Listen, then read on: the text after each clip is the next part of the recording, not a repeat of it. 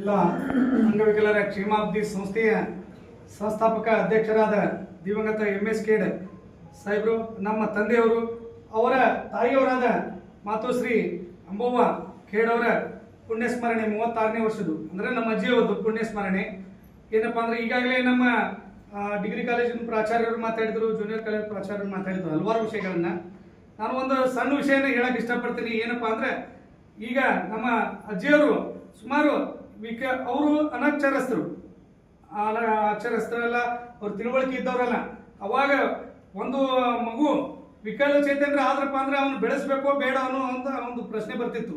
ಬಂದಾಗ ಎಲ್ಲ ಲಿಂಗ ಮಹಾರಾಜರ ಹತ್ರ ಹೋದಾಗ ಅವ್ರಂದ್ರಂತ, ಇಲ್ಲ ನಿನ್ನ ಮಗ ದೊಡ್ಡ ಅವಸರ ಆಗ್ತಾನೆ, ಕಾರಣ ಬೇರ್ತಾನೆ, ಹೋಗು ನೀನು ಕಲಿಸತ್ತೇಳಿ. ಯಾಕಂದ್ರೆ ಒಂದು ಸ್ವಲ್ಪ ಜನ ಅಂದ್ರೆ ಶ್ರೀಸಲ್ ವೈದ್ ಬಿಟ್ಟು ಬಂದ್ಬಿಡ್ರಿ ಅಂತೇಳಿ.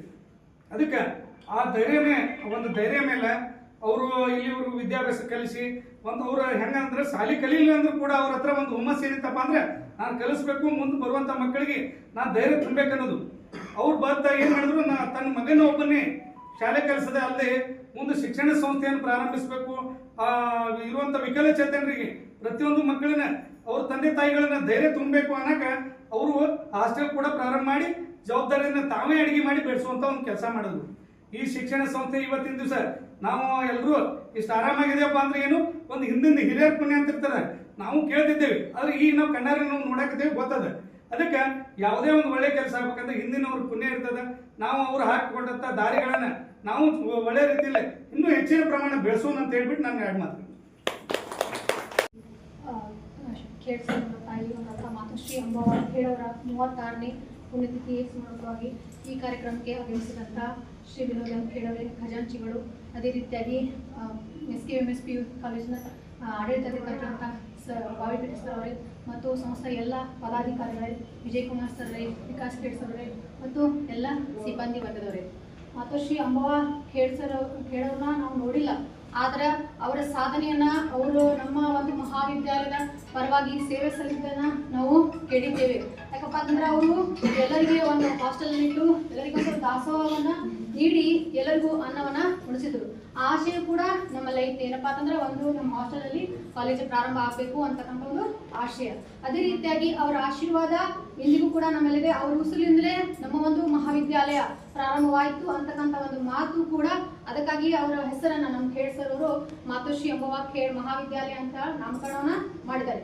ಅವರ ಒಂದು ಮಾರ್ಗದರ್ಶನ, ಅವರ ಒಂದು ಸೇವೆ, ಪ್ರಾಮಾಣಿಕತೆ ನಾವೆಲ್ಲರೂ ಕೂಡ ಅನುಸರಿಸ್ಕೊಂಡು ಹೋಗ್ಬೇಕಾಗಿದೆ. ಯಾಕಪ್ಪ ಅಂತ ಯಾವುದೇ ಒಂದು ಸಂಸ್ಥೆಯಲ್ಲಿ ಒಂದು ಆಶೀರ್ವಾದ ಅಂತಕ್ಕಂಥದ್ದು ಬೇಕಾಗ್ತದೆ. ನನಗನ್ನಿಸ್ತದೆ ಈ ಒಂದು ದಿನ ಪುಣ್ಯ ದಿನ. ಯಾಕಂದ್ರೆ ಇವತ್ತು BM ಪಾಟೀಲ್ ಅವರ ಒಂದು ಹುಟ್ಟಿತಿ. ಯಾವುದೇ ಒಬ್ಬ ವ್ಯಕ್ತಿಯ ಹುಟ್ಟು ಸಾವು, ಒಬ್ಬ ವ್ಯಕ್ತಿ ವಿಶೇಷ ವ್ಯಕ್ತಿ ಇದ್ದಪ್ಪ ಅಂತಂದ್ರೆ ಆ ಒಂದು ಹುಟ್ಟು ಸಾವು ಕೂಡ ಒಂದು ವಿಶೇಷವಾಗಿರ್ತವ ಅಂತ ಹೇಳಿ ನನಗೆ ಅನಿಸ್ತದ. ಅದಕ್ಕೋಸ್ಕರ ಆ ತಾಯಿಯವರ ಆಶೀರ್ವಾದ ನಮ್ಮೆಲ್ಲರ ಮೇಲೆ ಸದಾ ಇರಲಿ, ಅವರು ಹಾಕಿಕೊಟ್ಟಂತಹ ಮಾರ್ಗದಲ್ಲಿ ನಾವೆಲ್ಲರೂ ನಡೆಯೋಣ ಅಂತ ಹೇಳಿ ದಿವಂಗತ MS ಖೇಡ್ ಅವರ ಮಾತೋಶ್ರೀಯವರು ಇದೇ ದಿನಾಂಕ 27/7/1990ರಲ್ಲಿ ಈ ಲೋಕವನ್ನು ತ್ಯಜಿಸಿ ಅವರು ಸರಿಯಾಗಿ ಇವತ್ತಿಗೆ 36 ವರ್ಷಗಳು ಗತಿಸಿದವರು. ಅವರು ಹಾಕಿಕೊಟ್ಟಂಥ ಒಂದು ಮಾರ್ಗದರ್ಶನ ಏನಿತ್ತಂದರೆ, ಮನೆಯ ಮೊದಲ ಪಾಠಶಾಲೆ, ಜನನಿ ತಾನೇ ಮೊದಲ ಗುರು ಅಂತ ನಾವು ಹೇಳ್ತೇವೆ. ಹಾಗೆ ಈ ಸಂಸ್ಥೆಯನ್ನು ಅತ್ಯಂತ ದಾಸೋಹ ಮೂಲಕ ಸ್ವತಃ ಅಂಬವ್ವ ತಾಯಿಯವರೇ ಇದೇನು ವಿಕಲಚೇತನ ಮಕ್ಕಳಿದ್ದಲ್ಲ ಆ ಎಲ್ಲ ಮಕ್ಕಳಿಗೆ ಬೆಳಗಿನ ಜಾವ ಸ್ವತಃ ಅವರೇ ಆಹಾರವನ್ನು ತಯಾರು ಮಾಡಿ ಪ್ರತಿಯೊಬ್ಬರಿಗೆ ಪ್ರೀತಿ ಭಕ್ತಿಯಿಂದ ಉಣಿಸಿ ಬಡಿಸಿ ಆ ಮಕ್ಕಳ ಸರ್ವತೋಮುಖ ಅಭಿವೃದ್ಧಿ ಒಳಗೆ ಪೌಷ್ಟಿಕ ಆಹಾರವನ್ನು ಕೊಟ್ಟ ನಿರ್ಮಾಣ ಮಾಡಿದಂಥ ಮಹಾತಾಯಿ ಇದ್ದರೆ ಅವ್ರು ಯಾರಂದರೆ ಮಾತೋಶ್ರೀ ಅಂಬವ್ವ ತಾಯಿ. ಸೊ ಅವರ ಒಂದು ಕನಸಿನ ಕೂಸು ಇದು. ಇವತ್ತು ಮಾತೋಶ್ರೀ ಅಂಬವ್ವ ಕಲಾ ಮತ್ತು ವಾಣಿಜ್ಯ ಮಹಾವಿದ್ಯಾಲಯ ಹುಟ್ಕೊಳ್ಬೇಕಾದ್ರೆ ಆಗಿನ ಒಂದು ಹಾಸ್ಟೆಲ್ ಇತ್ತು. ಯಾವುದೇ ನಮ್ಮಲ್ಲಿ ಕಾಲೇಜುಗಳು ಇರಲಿಲ್ಲ. ನಾವು ತಾಯಿಯವ್ರನ್ನೂ ಕೂಡ ಅವಾಗ ನಾವು ಎಲ್ಲರ BA ಕಲಿಯೋದನ್ನ ನಾವು ನೋಡಿದ್ದೇವೆ. ಸೊ ಅವಾಗ ಇದೇ ಏನೊಂದು ಕಾನ್ಸೆಪ್ಟ್ ರೂಮ್ ಅದಲ್ಲ, ಅಲ್ಲಿ ಹಾಸ್ಟೆಲ್ ಒಂದು ಸೋಷಿಯಲ್ ವೆಲ್ಫೇರ್ ಆಫೀಸಿಂದ ಒಂದು ಹಾಸ್ಟೆಲ್ ನಡೆಸ್ತೀವಿ. ಅವಾಗ ಕೈಗಾರಿಕಾ ಸಂಸ್ಥೆ ಇರುವಂಥ ವಿದ್ಯಾರ್ಥಿಗಳು, ವಿಕಲಚೇತನ ಮಕ್ಕಳು ಈ ಹಾಸ್ಟೆಲ್ನಾಗ ಇರ್ತಿದ್ರು. ಆ ಹಾಸ್ಟೆಲ್ದಾಗ ಇದ್ದಂಥ ವಿದ್ಯಾರ್ಥಿಗಳಿಗೆ ಒಂದು ಆಹಾರದ ಒಂದು ತಯಾರಿಯನ್ನು ಸ್ವತಃ ಮಾತೋಶ್ರೀ ತಾಯಿಯವರು ಮಾಡ್ತಾರೆ. ಸೊ ಆ ಒಂದು ಕಾರಣದಿಂದನೇ ಸರ್ಗೆ ಏನಾಯ್ತಪ್ಪ ಅಂದ್ರೆ ಒಂದು ಶೈಕ್ಷಣಿಕ ಸಂಸ್ಥೆಯನ್ನು ಕಟ್ಟಬೇಕು, ತಾಯಿಯ ಆಶೆಯನ್ನು ಜೀವನದೊಳಗೆ ನಾವು ಈಡೇರಿಸಬೇಕು ಅನ್ನೋಂಥ ಸಂಕಲ್ಪ ಮಾಡಿಕೊಂಡು ಇದೇ ದಿನ ಅವರು ಈ ಲೋಕ ತಿಳಿಸಿದಾಗ ಅವರಲ್ಲಿ ಒಂದು ಕಲ್ಪನೆ ಬಂತು, ನನ್ನ ತಾಯಿ ಹೆಸರನ್ನು ಯಾಕಿತ್ತು ನಾವೊಂದು ಮಹಾವಿದ್ಯಾಲಯವನ್ನು ಸ್ಥಾಪನೆ ಮಾಡಬಾರ್ದು. ತಾಯಿ ಆಶೆದಂತೆ ಲಕ್ಷಾಂತರ ವಿದ್ಯಾರ್ಥಿಗಳಿಗೆ, ಅದರಲ್ಲಿ ವಿಶೇಷವಾಗಿ ಬಡತನದ ಕಟ್ಟ ಕಡೆಯ ಒಂದು ಕುಟುಂಬದ ಮಕ್ಕಳು, ನಮ್ಮಲ್ಲಿ ಯಾರೂ ಕೂಡ ಶ್ರೀಮಂತರು ಅತ್ಯಂತ ಮುಂದುವರೆದಂಥ ವಿದ್ಯಾರ್ಥಿಗಳು ನಮ್ಮಲ್ಲಿ ಬರೋದಿಲ್ಲ. ಆದರೆ ಅವರ ತಾಯಿಯ ಆಸೆ ಮತ್ತು ನಮ್ಮ ಸಂಸ್ಥೆ ಸಂಸ್ಥಾಪಕರ ಆಸೆ ಇತ್ತಂದ್ರೆ ಕಟ್ಟ ಕಡೆಯ ಮಗು ಶಿಕ್ಷಣದಿಂದ ವಂಚಿತ ಆಗಬಾರ್ದು ಅನ್ನುವಂಥ ಏಕೈಕ ಕಾರಣದಿಂದ ಈ ಸಂಸ್ಥೆ ಹುಟ್ಟಿಕೊಂಡಿದ್ದು ಮಾತೋಶ್ರೀ ಅಂಬವ್ವ ಕಲಾ ಮತ್ತು ವಾಣಿಜ್ಯ ಮಹಾವಿದ್ಯಾಲಯ. ಅವತ್ತಿನಿಂದ ಇವತ್ತಿನವರೆಗೂ ಕೂಡ ನಮ್ಮಲ್ಲಿ ಲಕ್ಷಾಂತರ ವಿದ್ಯಾರ್ಥಿಗಳು ಕಲಿತು ಇವತ್ತು ಬೇರೆ ಬೇರೆ ಕ್ಷೇತ್ರಗಳಲ್ಲಿ ತಮ್ಮದೇ ಆದಂಥ ಬದುಕನ್ನು ಕಂಡುಕೊಂಡಂಥ ಒಂದು ಏನಾದರೂ ಆಸೆ ಇದ್ದರೆ ಅದು ಮಾತೋಶ್ರೀ ಅವರ ಸಂಕಲ್ಪದಿಂದ ಇವತ್ತು ನಮ್ಮ ನಾಡಿನ ತುಂಬದಲ್ಲಿ, ನಮ್ಮ ಕರ್ನಾಟಕ ರಾಜ್ಯದಾದ್ಯಂತವೂ ಕೂಡ ಕಲಾ ಮತ್ತು ವಾಣಿಜ್ಯ ಮಹಾವಿದ್ಯಾಲಯದಲ್ಲಿ ಕಲಿತಂಥ ಸಾಕಷ್ಟು ವಿದ್ಯಾರ್ಥಿಗಳು ಇವತ್ತು ತಮ್ಮ ಬದುಕನ್ನು ಕಟ್ಟಿಕೊಂಡಿದ್ದಾರೆ. ಅವರ ಆಸೆ 36 ವರ್ಷದ ಒಳಗಡೆ ಇವತ್ತು ನಾವು ಇಡೀ ನಾಡಿನೊಳಗೆ ಪ್ರತಿಷ್ಠಿತ ಒಂದು ಎಲ್ಲ ಶಿಕ್ಷಣ ಸಂಸ್ಥೆಗಳಲ್ಲಿ ನಮ್ಮದು ಒಂದು ಕೇಡ ಶಿಕ್ಷಣ ಸಂಸ್ಥೆ ಅನ್ನೋದು ಹೊರಹೊಮ್ಮಲಿಕ್ಕೆ ಆಸೆ ಯಾರ್ದಿತ್ತಪ್ಪ ಅಂದ್ರೆ ಅದು ಮಾತೋಶ್ರೀ ಅಂಬವ್ರದ್ದಿತ್ತು.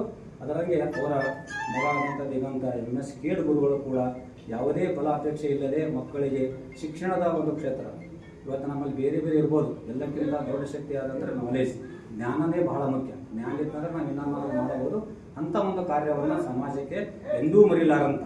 ಯಾಕೆ ನಾವು ಮಾತೋಶ್ರೀ ಅಂಬವ್ರು ನೆನೀಬೇಕಪ್ಪ ಅಂದ್ರೆ ಈ ಸಮಾಜ ಇರುವವರೆಗೆ, ಈ ನಾಡು ಇರುವವರೆಗೆ ಅವರ ಹೆಸರಿರ್ತದೆ. ಯಾಕಂದರೆ ಶಿಕ್ಷಣಕ್ಕೆ ಕಲಿತು ಹೋದಂಥ ಪ್ರತಿಯೊಬ್ಬ ವಿದ್ಯಾರ್ಥಿಗಳು ಕೇಡ್ ಕಾಲೇಜ್ ಅಂದುಗಳಕ ಎಲ್ಲಿ ನಾವು ಕಲಿತು ಹೋಗಿರ್ತೇವೆ. ಇವತ್ತು ನಮಗೆ ಎಲ್ಲ ಕುಟುಂಬಗಳು, ಇಲ್ಲಿ ಎಷ್ಟು ಮಂದಿ ಸಿಬ್ಬಂದಿಗಳು ನಾವು ಸೇವೆಯನ್ನು ಸಲ್ಲಿಸಿದ್ದೇವೆ, ಒಟ್ಟೂರಿಗೆ ಒಂದು ಆಶ್ರಯ ಆದಂಥದ್ದು ನಮ್ಮ ಬದುಕನ್ನು ಕಟ್ಟಿಕೊಳ್ಳೋಕ್ಕೆ ಇವತ್ತು ನಮ್ಮ ಮಕ್ಕಳು ಎಲ್ಲ ಶಿಕ್ಷಣ ಹೊಂದಿದ್ದಾರೆ, ನಮ್ಮ ಕುಟುಂಬ ಇವತ್ತೆಲ್ಲ ಆಗಿದೆ ಅಂತಂದ್ರೆ ಅದು ಒಂದು ಕೇಡ್ ಸಂಸ್ಥೆಯಿಂದ. ಸೊ ಹಾಗಾಗಿನೇ ಆ ಸಂಸ್ಥೆ, ಆ ತಾಯಿಯನ್ನು ನಾವು ಯಾರೂ ಕೂಡ ಮರಿಬಾರ್ದು. ಇದೇ ರೀತಿ ಶಿಕ್ಷಣ ಸಂಸ್ಥೆಗಳ ಶ್ರೇಯಾಭಿವೃದ್ಧಿಯಿಂದ ಹೆಚ್ಚೆಚ್ಚು ವಿದ್ಯಾರ್ಥಿಗಳಿಗೆ ಸೌಲಭ್ಯ ಕೊಟ್ಟು ನಮ್ಮ ಶಿಕ್ಷಣ ಸಂಸ್ಥೆ ಒಂದು ನಾಡಿನೊಳಗೆ ಇನ್ನಷ್ಟು ಪ್ರತಿಷ್ಠೆಯಾಗಿ ಉತ್ತಂಗಕ್ಕೆ ಬರಲಿ ಅಂತ ಆಶಿಸಿ, ಆ ತಾಯಿಯ ಸೇವೆ ಮತ್ತು ನಾವು ವಿದ್ಯಾರ್ಥಿಗಳಿಗೆ ಬರುವಂಥ ಕಲ್ಯಾಣವನ್ನು ಸಂಸ್ಥೆ ಆಡಳಿತ ಮಂಡಳಿಯವರು ಮಾಡಬೇಕು. ಇದೇ ರೀತಿಯ ಸಂಸ್ಥೆ ಉತ್ತಂಗಕ್ಕೆ ಬೆಳೀಲಿ ಅಂತೇಳಿ ನಾನು 2 ಮಾತುಗಳನ್ನು ಅವಕಾಶವನ್ನು ಮಾಡಿಕೊಟ್ಟಂಥ ಸಂಸ್ಥೆಯ ಪದಾಧಿಕಾರಿಗಳಿಗೆ ಮತ್ತು ಆಡಳಿತ ಮಂಡಳಿಯವರಿಗೆಲ್ಲರಿಗೂ ವಂದಿಸಿ ಮತ್ತು ನಮ್ಮ ಸಿಬ್ಬಂದಿಗಳ ಪರವಾಗಿ ಎಲ್ಲರೂ ಕೂಡ ನಾವು ಕಂಕಣಬದ್ಧವಾಗಿ ಈ ಶ್ರೇಯಸ್ಸಾಭಿವೃದ್ಧಿಗೆ ನಾವು ಪಾತ್ರ ಆಗ್ತೇವೆ ಅಂತ ಹೇಳ್ತಾ ನಾನು 2 ಮಾತುಗಳು ಇದರ ಜೈ ಹಿಂದ್, ಜೈ